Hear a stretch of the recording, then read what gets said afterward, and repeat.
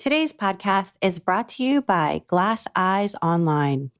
Glass Eyes Online is your go-to source for glass eyes, plastic safety eyes and noses, joints, and insertion tools for your creative projects. Use their eyes, noses, and joints in sewing, crochet, needle felting, amigurumi, knitting, sculpture, wood carving, puppetry, teddy bear and doll making, and many other arts and crafts projects. Glass Eyes Online is a family-owned and operated business located in the Low Country, South Carolina, that ships worldwide. Jerry handcrafts the insertion tools and paints the iridescent and sparkle eyes himself. Use the code ABBY1017 to get free shipping on your $25 order in October. That's ABBY1017. Thank you so much, Glass Eyes Online. And now, here's the show.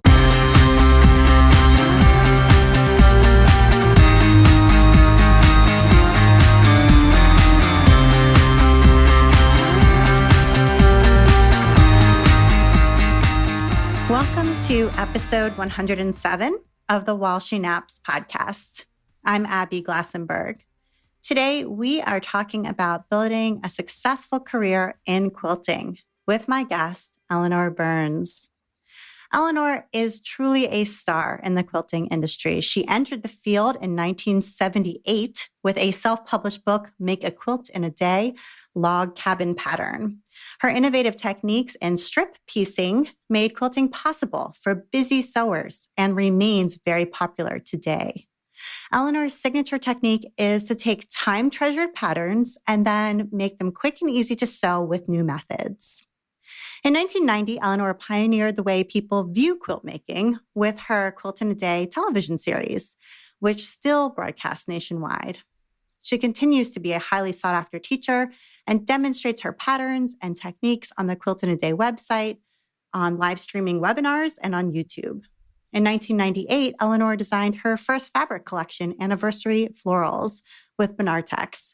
She's designed several more since then and has also collaborated in designing several special edition sewing machines. To date, Eleanor has published over 150 books and patterns and created numerous quilt rulers, templates, and tools. Eleanor Burns, welcome. Good morning, Abby. Thank you. I'm so excited to talk to you. And I want to just start by telling you a quick little story. So in the summer of 1996, when I was a junior in college, I took a class at G Street Fabrics in Rockville, Maryland. It was a Quilt in a Day class, making the Around the World quilts. And I have the book that was part of that class sitting right here next to me, and you wrote it. And that was my very first exposure to quilting. I made a blue and yellow baby quilt that day, and I loved absolutely everything about the experience. And I gave that quilt in 2004 when I had our daughter to her when she was born. So your techniques and your patterns have played a role in my own life, and I know in the lives of so many people who will be listening to this show. So thank you for that. Oh, I'm really grateful. It's funny, Abby, the first quilt that I also made was yellow and blue, but it was a log cabin.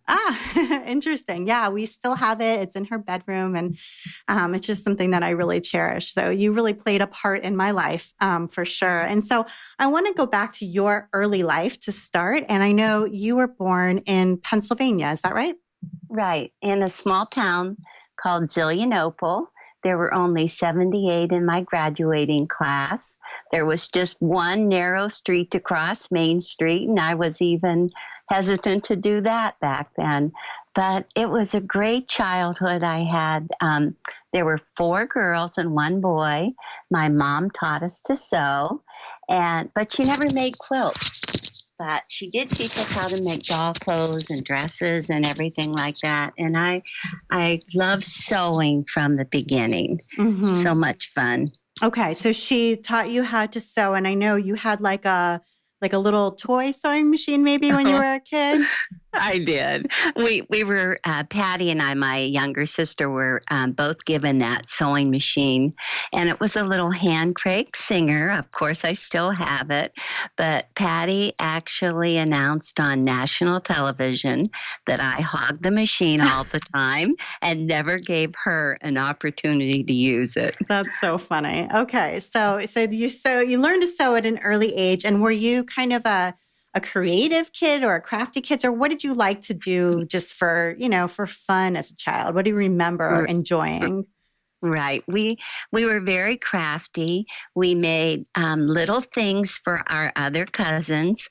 My one other cousin, Carol Ann Slepik, and I made these funny triangle dolls with long legs on them. We always made Easter baskets. There was always something. We got this magazine called Pack of Fun, and it was lots of fun to do.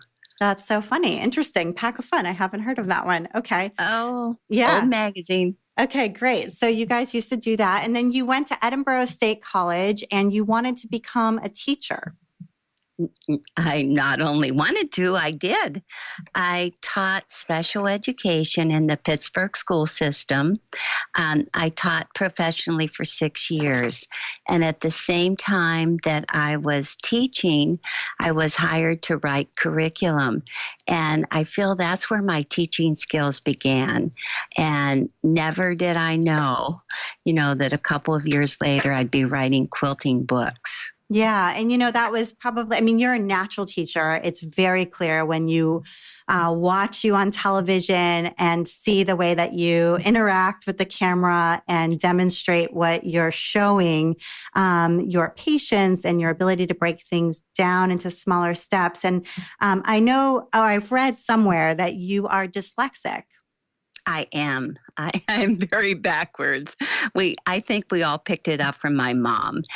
Her name was Irma, and every time we do something backwards, we say, "Oh no, another Irma-ism." But I think it seems like all of us are a little dyslexic, and at least it really makes me challenged to get things right. I have to make sure I don't get my illustrations all turned around and my words correct and such. But yeah, I get bumbled up quite often. Right. But you're proof that you can still do so well writing technical instructions and demonstrating something quite technical, such as quilting, despite sort of that learning challenge. Right. Okay, great. So you taught special education. Can you tell us what kinds of kids were in your class or what grade? I taught it.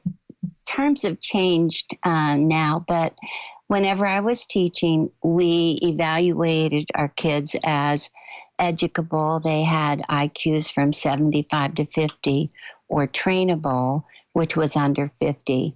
And that is the group that I taught. They were young teenagers, mostly 14 to 18-year-olds. I had children with brain damage.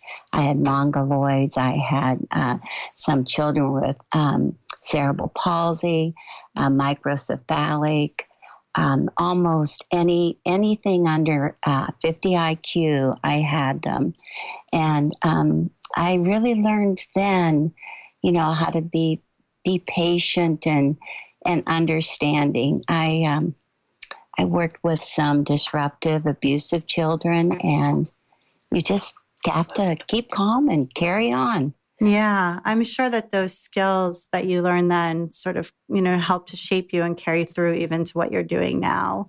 Yeah, and I have a degree in education and was a school teacher as well, so I can relate to what you're saying for sure. Okay, so then after teaching for a little while, you got married in 1967 and had your son Grant, and then moved, it sounds like, from the East Coast to the West Coast. Absolutely. I think I was dragged here, but I am here now in California. My 2 sons, my 5 grandchildren are all here, so I'm staying. Okay, great. So you moved to California and you had your second son, Orion. Right. And it was there that you first got introduced to quilting because you needed a job. Exactly. So tell us the story of how that first job came about and became a quilting job. That's for sure. Well, I needed a job because my husband, Bill, went back to law school, and we went from a 2-teacher income to a 0 income. So since I didn't have a teaching credential here in California, I decided I would try Parks and Rec. I had become very efficient in stretch and sew techniques. I was making all of my polyester knit dresses while I was teaching in Pittsburgh. And I thought, I'll just go to Parks and Rec, tell them I want to be a stretch and sew teacher. And that's when I first realized that is a franchise, and I really could not do that without working through stretch and sew. So that turned me down. They turned me down in Parks and Rec, but they said, it's 76. It's the bicentennial. Everybody wants to make a quilt, and can't you teach quilting? So I knew how to sew, but never made a quilt. So I just needed that job desperately. So I went home and I looked in a magazine, and I pulled out 2 patchwork pillows, and I made them that night. And I went in the next day feeling really uptown and said, look, I can teach quilting. And they trusted me. I was new to town, so they wrote this article in the newspaper. It said a new quilting teacher came to town, and everybody sign up now. And, overnight I had 90 students, and I just realized the power of the newspaper. So now I had 90 students, and I made 2 pillows, and I had I had some series that I had to set up. So I just got into it. Right. And so, right. And I think sometimes that pressure of being like, okay, great. Now everybody's enrolled. Exactly. I don't really know what I'm doing, but I'm going to learn. It's good pressure. Exactly. Well, Orion was still a baby then. He really was just a couple months old when I started. And he will tell you that if he wouldn't have been such a crybaby, that quilt in a day would have never existed. But I had to, he was the kind of baby that cried a lot, and I had to carry him on the front pack or the backpack and do my vacuuming and everything like that along with him. And then when I put him down for a nap, I would run into my sewing room, and I knew I'd have maybe an hour or 2. And that's when I just came up with the whole description of pedal to the metal. And I really would move. And that's when I had to start thinking, okay, oh my gosh, got to figure this out quick. I just can't do this traditional ways. There has to be a quicker way. And that's how I really started all of it, just this pressure. Orion was with me then. He's with me now, and he's the general manager of the company. Right. And I think, obviously this podcast is called While She Naps, and I completely relate to what you're saying, because that's exactly how my own business was born. And I think it's the same story that so many of us have experienced in our lives. And I do feel like that pressure of knowing, okay, nap time is maybe an hour and a half. Better get in there and get going, versus sort of not having so much of a time limit on how much, you can spend on something. It's actually really positive, even though we might push against it at the time. Right. So, okay. So you worked essentially like a week ahead of your class developing these, yes, these projects and lessons. And I know that there was, at some point here, like a visit to a square dance costume outlet. Is there? Oh, yes. So tell us what happened in the revelation you had at this dance costume outlet. Absolutely. That's interesting that you know that information. Well, of course, we were broke. We didn't have any money, maybe $5 a week to spend on groceries. So I couldn't go out and buy yardage for my quilting project. So there was this square dance facility in my area that actually made patchwork square dance clothes. And they would take strips to get as strips and sometimes overlay lace and rickrack and different things like that. And they would actually sew strips together the length of a skirt, a long skirt. And then they would cut those into sections. I mean, it was exactly what we're doing today, exactly what you did in a trip around the world, making a tube and cutting it into a section. And up to that point, I had never even thought about doing that. And so that was my revelation as I stood there with my brown paper sack full of 50 cents worth of scraps that just, got me going. Yeah. So just like seeing their construction method, you thought, Exactly. okay, I could do that for quilting. Because up until that time, I mean, I know there wasn't a whole lot of quilting books and media on the market, but there was a little bit. So how were quilts being made before you came up with this strip piecing idea? Well, basically, they were made just cutting individual squares and sewing them together row by row. And so right away, I started doing the strip piecing, and then I sew long vertical rows and then going across the other way to get my quilting done. There was one other story I want to share with you, Abby. Please, absolutely. Maybe you heard about this one. We were great dumpster diggers when we were young. My children and I, the boys wore these OP shorts, corduroy shorts all the time. They're big in California. I know they showed up in Pennsylvania in the winter wearing their OP shorts. But we found out that OP had a great dumpster near us here in Oceanside.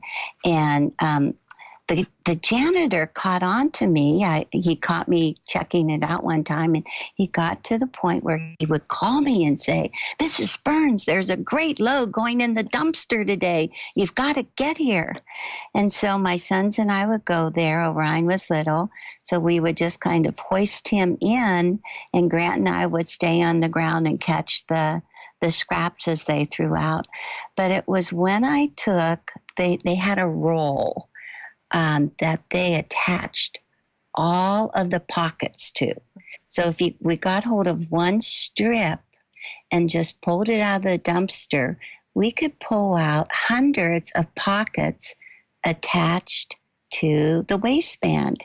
And that's when I started thinking about the log cabin, this assembly line technique, how you make basically flags and just sew them together onto the strips and then cut them apart.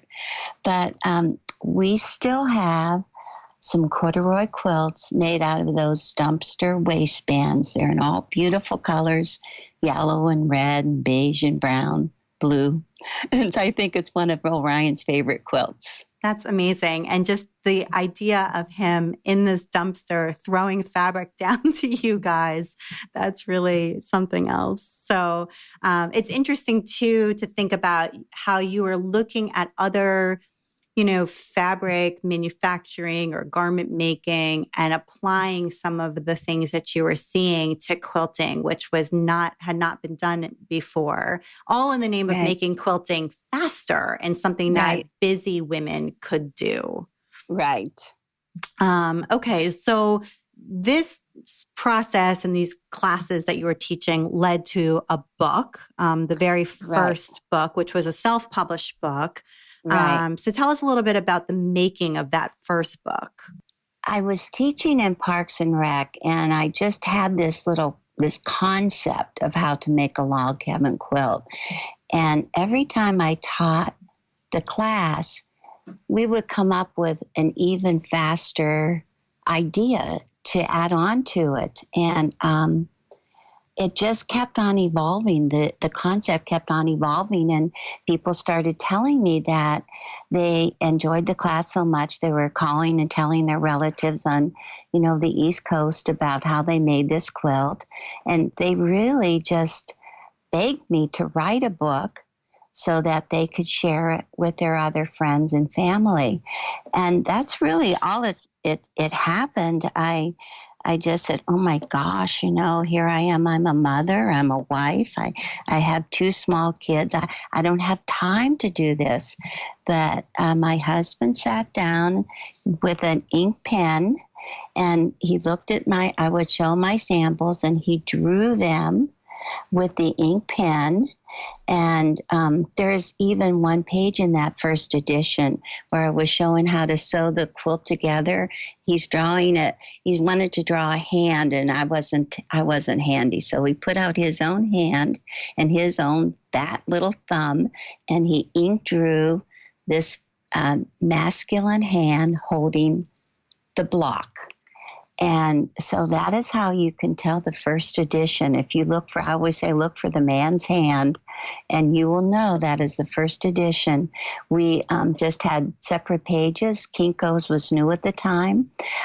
We just took these masters that he had drawn with ink, and we ran off. And first we photocopied maybe 10, and then we photocopied 25, and the number kept on growing that we were photocopying as I was teaching classes and growing. And then all of a sudden, I was no longer photocopying. I hired a professional artist, a woman.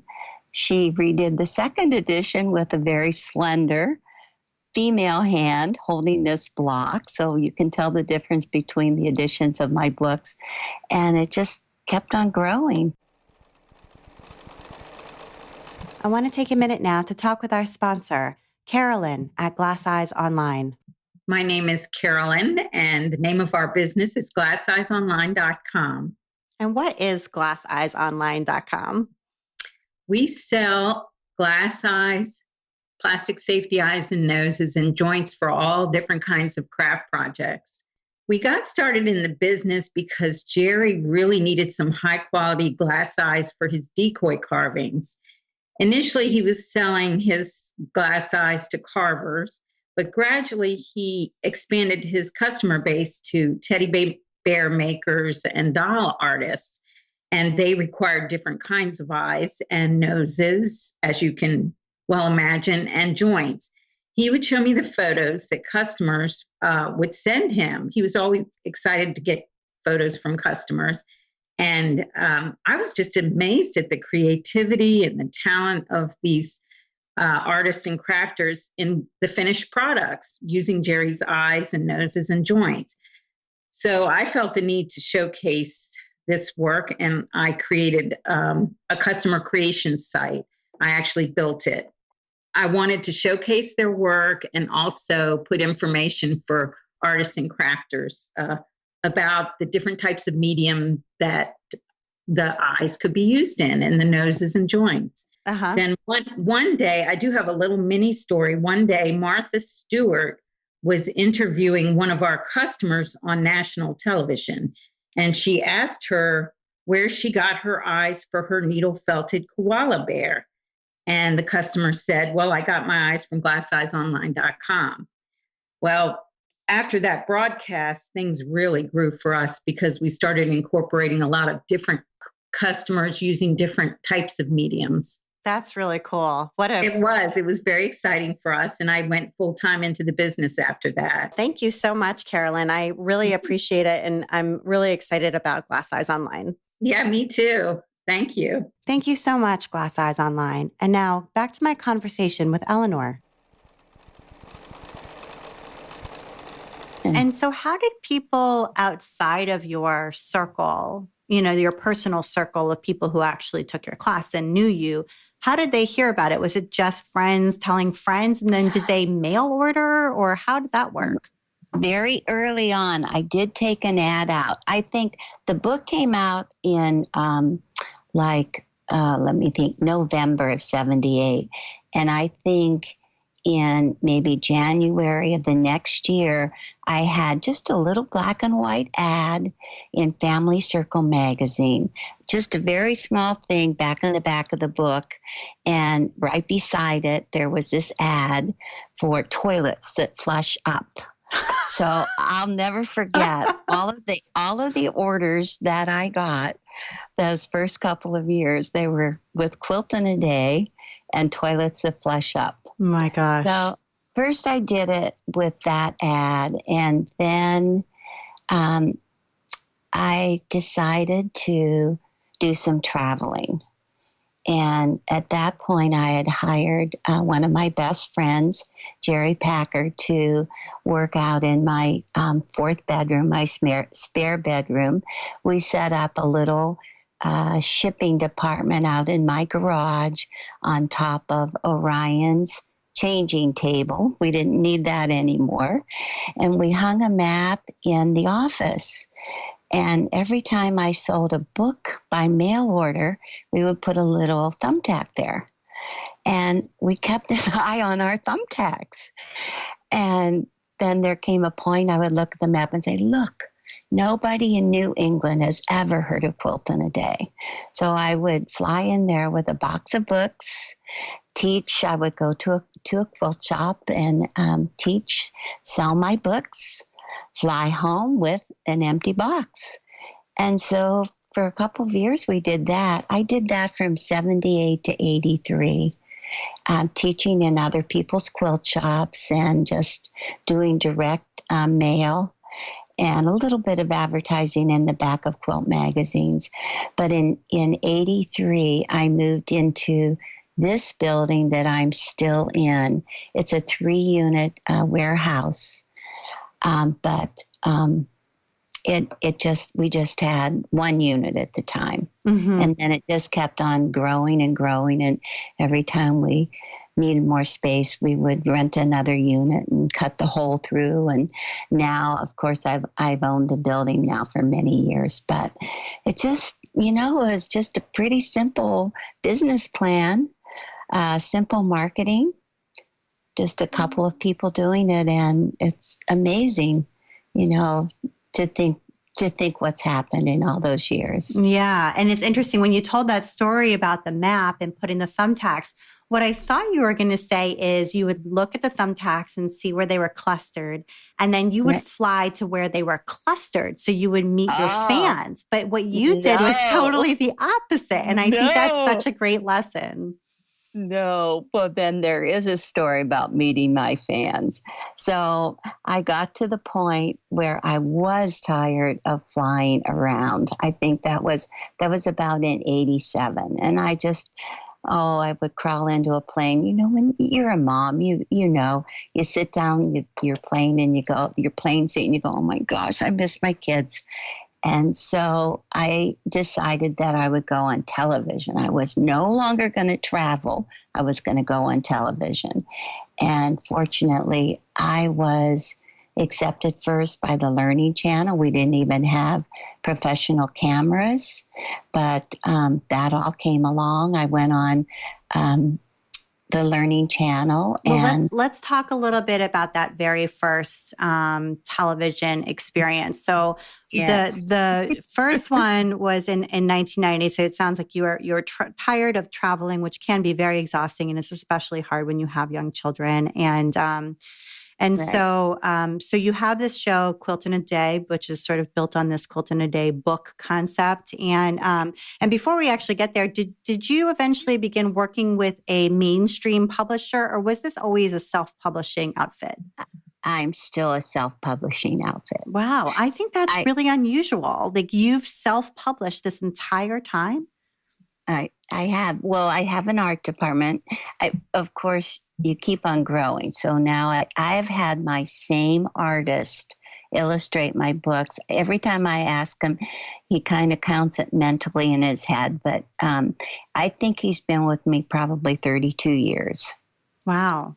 That's wonderful. And it's interesting because I feel like people are going back to self-publishing now as a better way to sort of keep control of things, and also for just overall profitability. But you've been there the whole time, and you're an example of a success when it comes to self-publishing. Well, I think that it was also the times. When I started with Quilt in a Day, there were very few quilt books out there, very few. And so it was easy for me to introduce my book, and the word spread fast because they felt it was revolutionary. But now there are so many books, that are coming out each month. When I started with Quilt Market, maybe there were 2 or 3 other quilt books that would come out every month or so. Mm-hmm. Maybe not even that often. Right. The market was much smaller. It's so different now. Absolutely. Yeah. Sure. Okay. So the idea for television, was it somebody who suggested that to you and said, hey, here's a solution, here's something new you could try? Or did you kind of come up with that idea that, hey, I want to be on TV? I did. I came up with the idea. It was just because I thought that I could stay at home and, not travel so much and do it. So actually my first marriage ended, and the friend I had said, oh, well, I can help you get on television. We can do this. And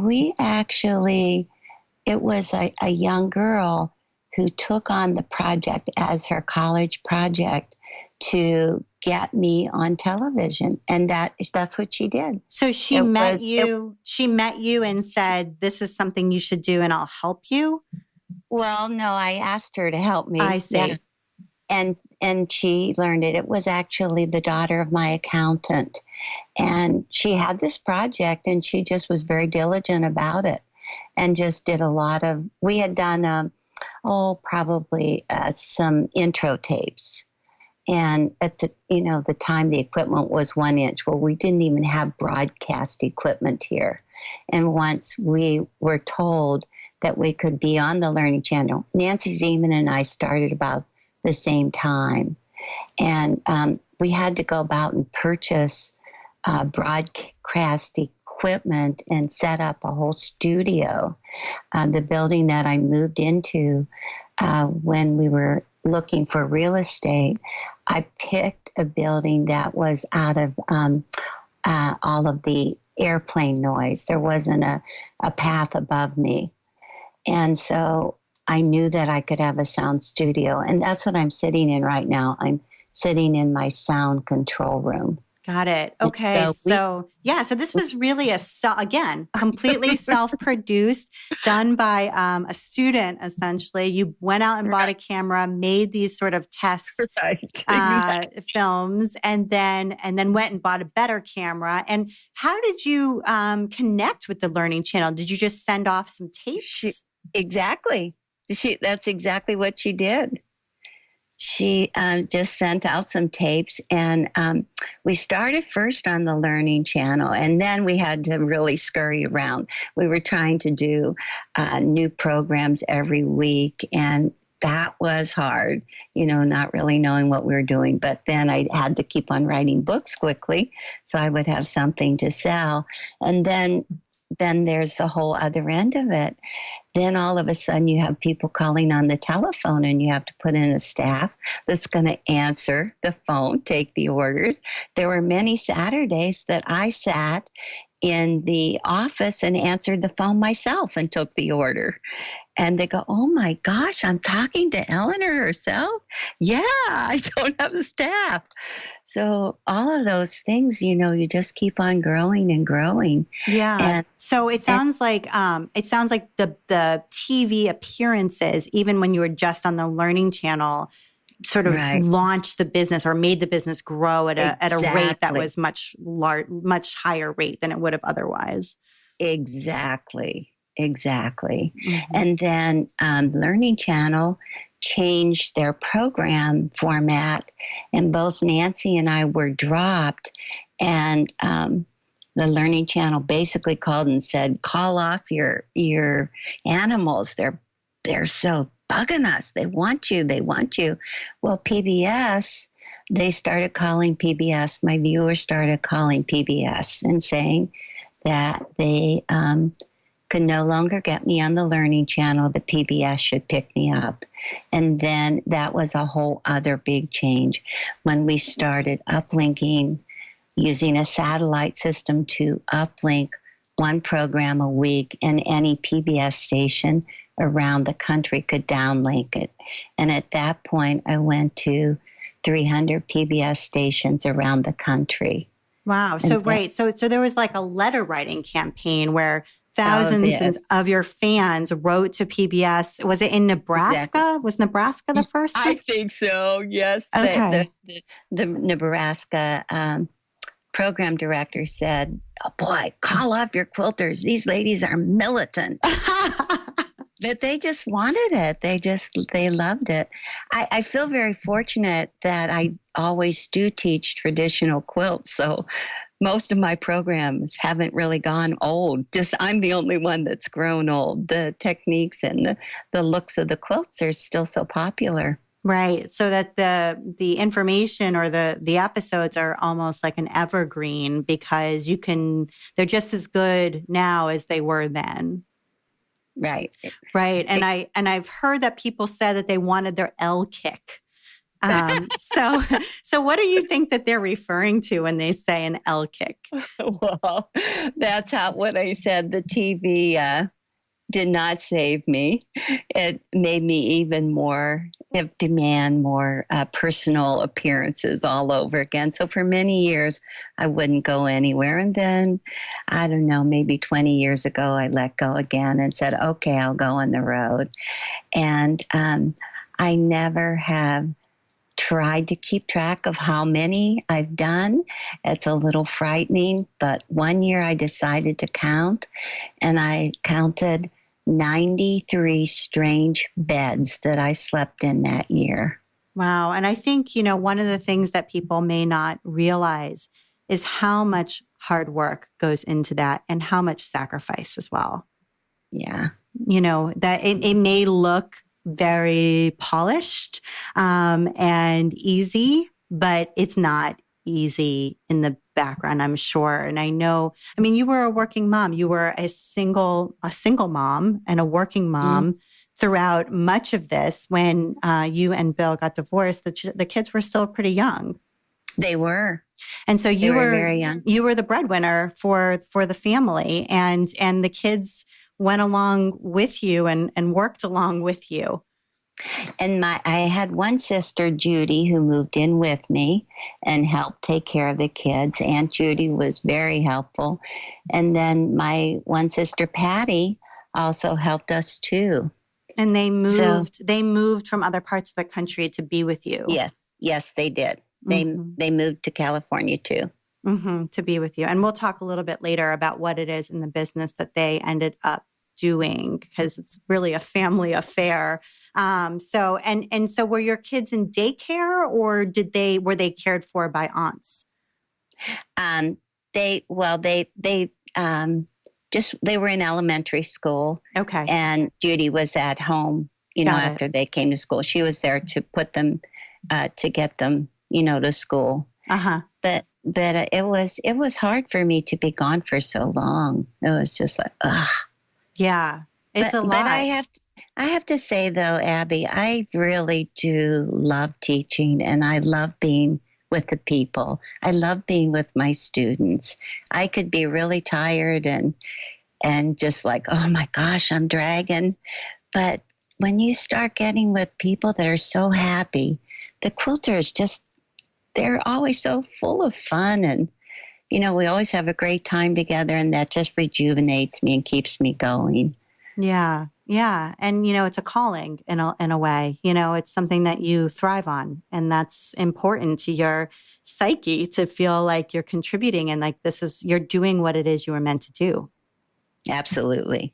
So, I know people have said, I think there's some resonance when you watch Eleanor Burns on television with Julia Child, in a way in which that's funny. I watched a little. So you always throw your scraps behind you. So Yes. if you're cutting, you're trimming, and there's a little extra fabric that's been cut off, you just pick it up and you throw it over your shoulder behind you with this big smile on your face, and that's like your signature move. And I watched a video where they'd spliced all of those together from a whole bunch of different shows, and you just throw in the fabric behind you. And I wondered how that started and what kind of message it sends. Well, the message is, of course, enjoy your quilting and don't take it so seriously. Just, put a big smile on your face. But it goes back to, oh gosh, my book was probably only 2 years old. And there is a ski resort area here in California called Big Bear. And there was a quilt shop in Big Bear. The owner said, our ladies often come into the shop while their family is out on the slope skiing. And the ladies come in and they want to make something instead of going out and ski. And they said, why don't you come to Big Bear and make a little video, and we'll have that video in our store. So the ladies can just come in, play the video, see how to make it. You'll be the teacher, and they'll just sit there and make the quilt and have a good time. So I went to Big Bear, but being that type of community, the cameraman that they hired for me was one that would go out on the slopes and take video of the whole family. So it wasn't a real professional studio. I just had a table, a chair, my sewing machine, his camera, his tripod. Just he and I in this very small room. And so I went in and I started setting up my fabric for my lesson and had my sewing all ready to go. And I taped up this plastic bag beside my sewing table with a piece of Scotch tape because I didn't know what I was going to do with my trash. So I was just getting ready. And the cameraman looked at that plastic bag taped to the table and he said, "Oh, man, that looks like crap." And I said, "Well, what am I supposed to do with it?" And he said, "I don't know, and I don't care. Just get rid of that plastic bag." So I did. So the first time I cut a strip and I had it in my hand and I'm going, what am I going to do with this? I decided to just throw it over my shoulder, and I could see the cameraman smiling behind his camera. He had a real big smile on it. Oh, well, that works. So the next time I did it again. I just kept on cutting and throwing, and he totally enjoyed it. So I said, okay, fine. He can enjoy it. Everybody will enjoy it. So that's what I do. Mm-hmm. Yeah. And it is enjoyable. I mean, it makes you feel like, don't worry about it. Exactly. Right. Yeah. And, quilting, because it's easy to get caught up in the exactness and having exactly a 1/4 inch seam, exactly matching points. Right. And that can kind of steal your joy to a certain degree. Exactly. And I think what your message is, just get in there and do it and don't worry so much. Right. Yeah. And that comes through and that little move, it's an important one. So, is it true that you coined the term fussy cut? Is that true? Well, we're not sure. It was probably my sister Patty that coined it. She is definitely more fussy than I am. But people have called and asked us, and we don't know. But fussy cut, she does, definitely. We even have fussy cut rulers now, and I call her the queen of fussy cut. Uh-huh. And do you remember when that first, the idea, and obviously fussy cut is when you're particularly placing where you're going to cut out a shape to get a certain print on, from the fabric that you'll be showing. And was that something that, she came up with, or do you remember when that started to be a word or phrase you used? I don't remember. Okay. But she may have come up with it. We're uncertain. Mm-hmm. I mean, it's a great term, and it's one of those ones like, I love the term, I love the name in the sewing machine for feed dogs. It's another like great sewing term. It just is so fun. Like it's such a neat, sort of, it brings up an idea in your imagination. I love words like that. So fussy cut's a good one. And one thing that really strikes me about you and just watching, your videos and even listening to you talk today on this podcast is that you're a great storyteller. And it seems like you really relish telling stories. And I wondered, the importance of storytelling for being a good teacher. Mm-hmm. I think that really lightens it. It reduces the tension in my students. And I love doing one-liners, just not really planned, but just let them pop out. But yes, I think I find that it takes away the tension and it brings them closer to you, and they feel more intimate. Mm-hmm. And I sometimes I feel like I'm a little too honest, but anyhow. Yeah, I think it's great. And I also think maybe stories help people remember things, they help. They do. Yeah. I always think that humor helps them stay awake and pay more attention too. Mm-hmm. And you're also very, very positive and warm. And I wondered, I think which is wonderful. But I wonder if there's things that ever get you down. Do you ever have a down day? It just seems like, you're always so up. Not with my students. I don't have a down day.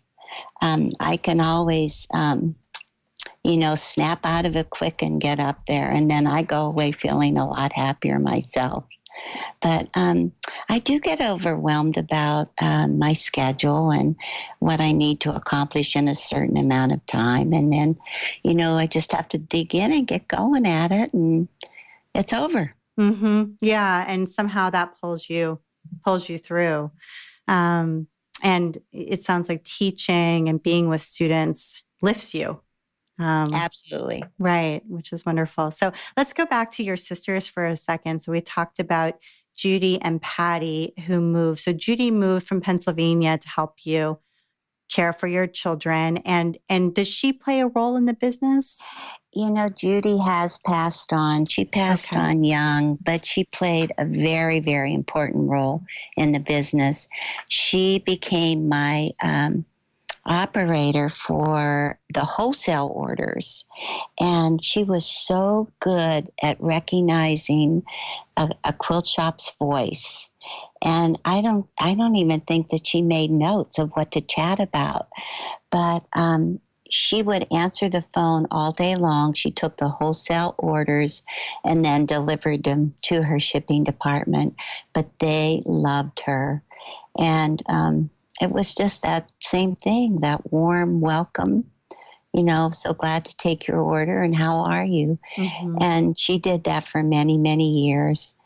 And then my sister Patty she lives very close to me. In fact, we were sharing my house together for most recently. But she is a professional art teacher, and she is so good with color. And I rely on her to help me with my fabric lines. And I always say, Patty, I'm the engineer. You're the color expert. You just go pick me colors and I'll put it together. But she also traveled and taught. She says she's retired, but she's even asking me to write a new book so she can get out on the road again next year. I don't know. Does she help with the rulers as well? Yes. For a while, it was a business that she and her husband shared. Her husband passed early too, and then the rulers came back to Quilt in a Day. But yes, we're always designing things that we think are going to make the actual process and assembling the quilt easier to do. And it's great. It's really fun to design these new products that, we're just so excited because we save time and have more accuracy. Mm-hmm. So yes, she does that too. But she also loves to teach. She would leave home and travel by car. She would go back to the East Coast and travel for like 3 months. We still have a brother in Pennsylvania, and she would use Pennsylvania as her drop-off point and head north and south, clear to Florida.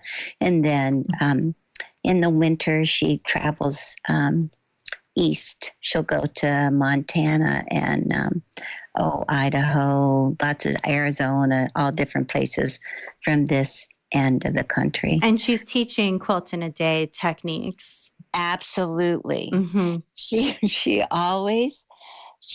takes my my directions, my ideas, and she always adds her own touch. And we're sisters. So she goes, "Oh, Elle, they always tell me they like my quilts better." That's funny. I have 3 daughters, so I can totally relate to that. Yeah. And then your son Orion is also Right. working in the business as well. So what role is he playing? He is working really hard. He has updated the company. I was quite simple, only with my own books and rulers, but he is a distributor of many different people's products and patterns, books. He takes care of the social media for me. I mean, he's just unbelievable how he's, advanced the company. And he's the general manager. I feel really grateful to have him. He does all the things that I don't want to do, like hire and fire and get it all, everything organized. There's probably there's maybe 35 people that work for the company, and he's got a lot to manage. Yeah. And it's wonderful to have a next generation who's truly dedicated and wants this business and wants to do this. Right. Yeah. And who you can work with and train and pass on your mission and your vision, which is wonderful. Right. And then your son, Grant, has a skateboarding business. Yes, and he's extremely successful. He manufactures around 5,000 boards a day in his plant in Mexico. And he has a second building right up next to me now, too. I'm quite excited about that. But he has learned to branch off and do other things with his wood. I get really excited. This is what he said one time. They said, "Grant, how did you learn all of this?" And he said, "Well, my mom never told me, but I just watched her." And it makes me feel so proud. Yeah, I know. And that's wonderful. It's a wonderful thing about being a working mom, for all of the guilt about not being there every minute and for every milestone. The example that you set, the living example of just being somebody who's working hard and is dedicated, and they see you doing that, and it does rub off. Right. Yeah, which is really nice. And I get the sense that you're sort of the matriarch in a way.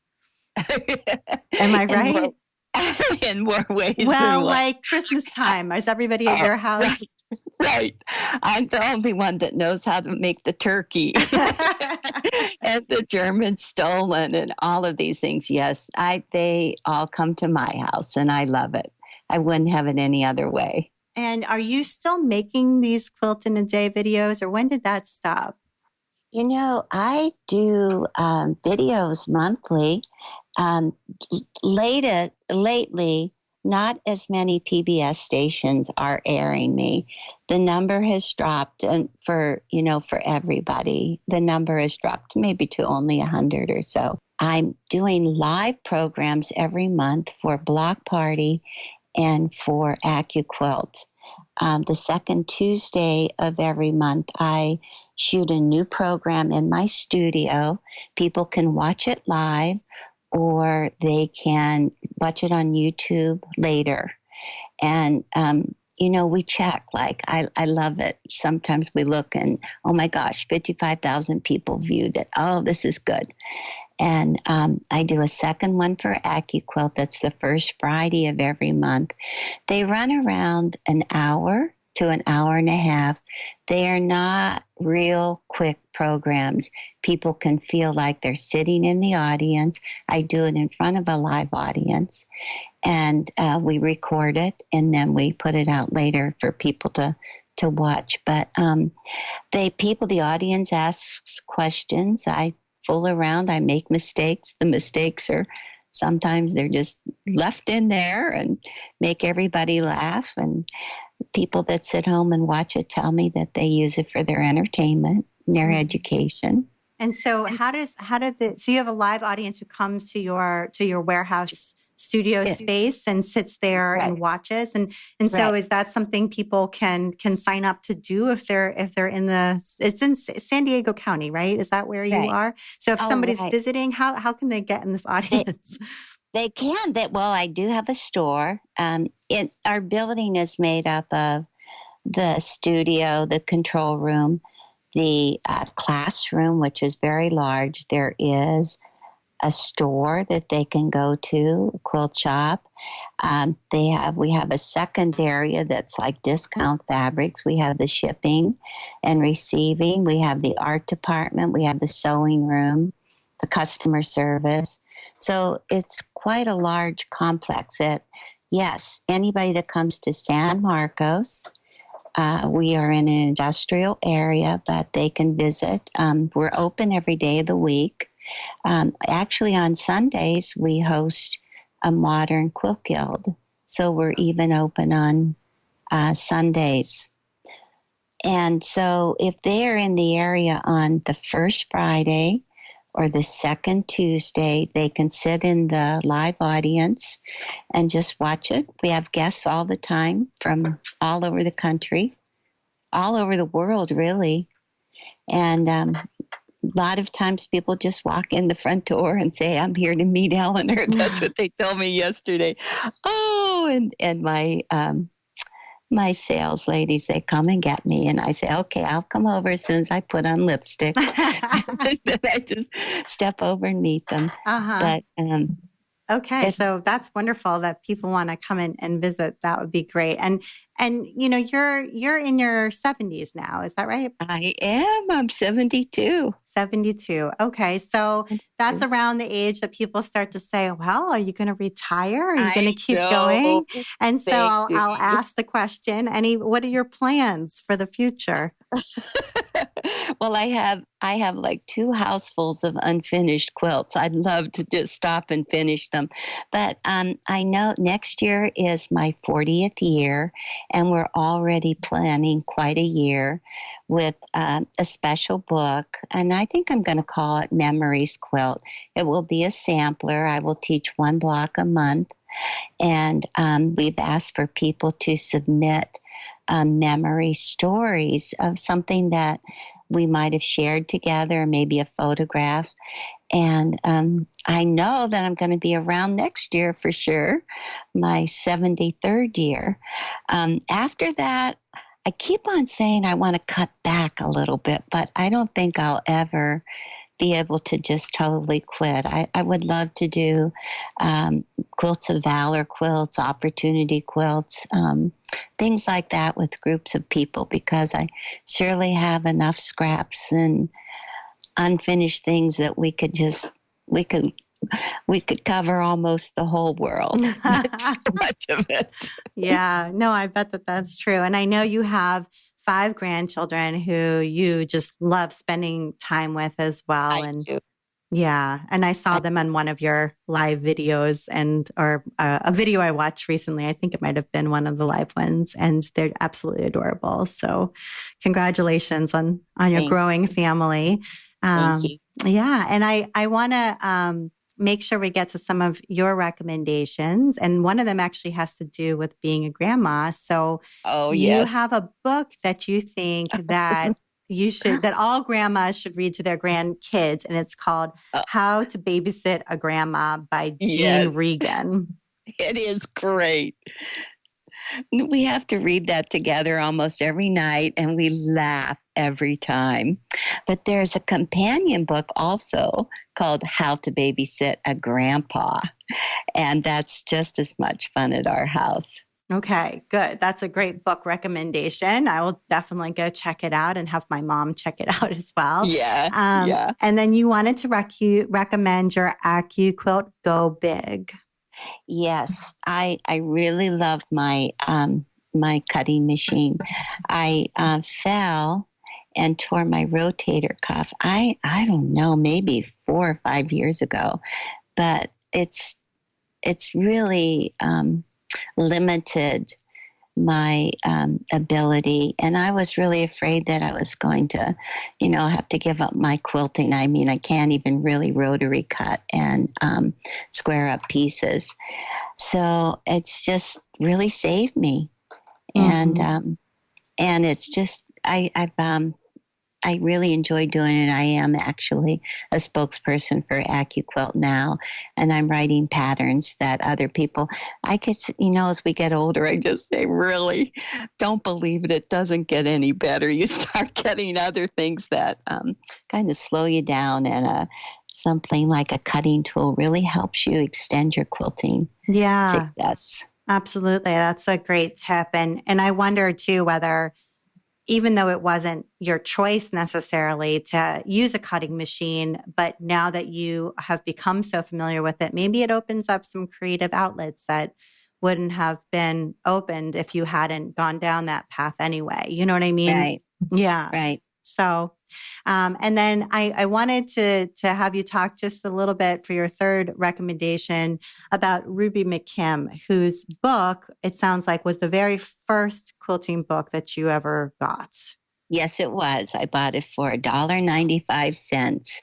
And I took many of her quilts, many of her blocks that she showed in that book, and figured out how to make quick methods and turn them into quilts. And I love her story. I collect many of her antique quilts myself, and they are my inspiration, for getting other quilts done. I certainly admire her. She's my hero. People say, when you admire somebody, who's your hero? It's Ruby McKim. So who was she, and when did she write this book? This was a long time back. It was a reprint by Dover, and you can still buy it on Amazon or, look it up on the internet. She was a designer. She was an art teacher, and she started designing some little she would illustrate and hand stitch blocks for kids. Really cute little things, applique. And then she started doing piece quilts based on history. She would show how the line drawing went, and she would put the patterns together.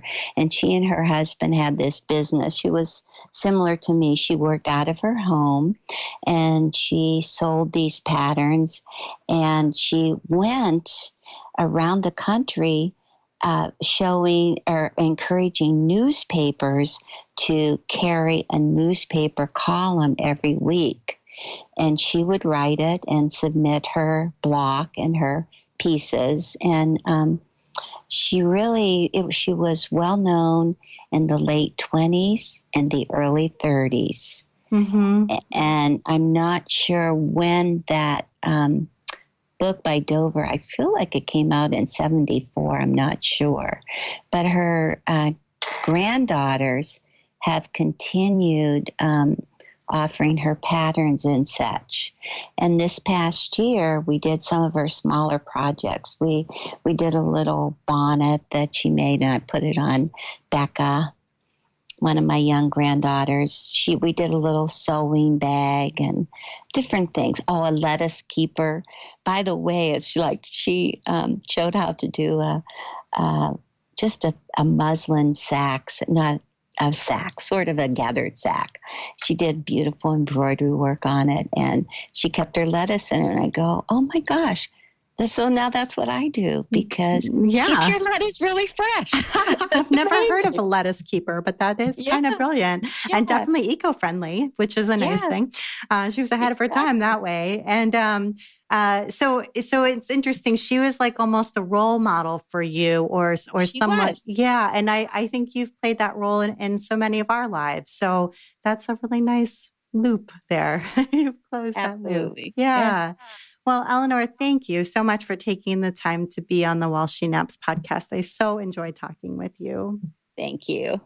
And you've been listening to the While She Naps podcast. I'm Abby Glassenberg. Visit my blog, whileshenaps.com, where you can sign up for my email newsletter to get the best in sewing, blogging, and small business delivered right to your inbox each week. Today's podcast episode was sponsored by Glass Eyes Online. Glass Eyes Online is your go-to source for glass eyes, plastic safety eyes, and noses, joints, and insertion tools for your creative projects. Use their eyes, noses, and joints in sewing, crochet, needle felting, amigurumi, knitting, sculpture, wood carving, puppetry, teddy bear and doll making, and many other arts and craft projects. Glass Eyes Online is a family-owned and operated business located in the Low Country, South Carolina, and it ships worldwide. Jerry handcrafts the insertion tools and paints the iridescent and sparkle eyes himself. Use that coupon code ABBY1017 to get free shipping on your $25 order in October. Thank you so much, Glass Eyes Online. And if you enjoy the show, tell a friend about it. Thank you so much, and I'll see you next time.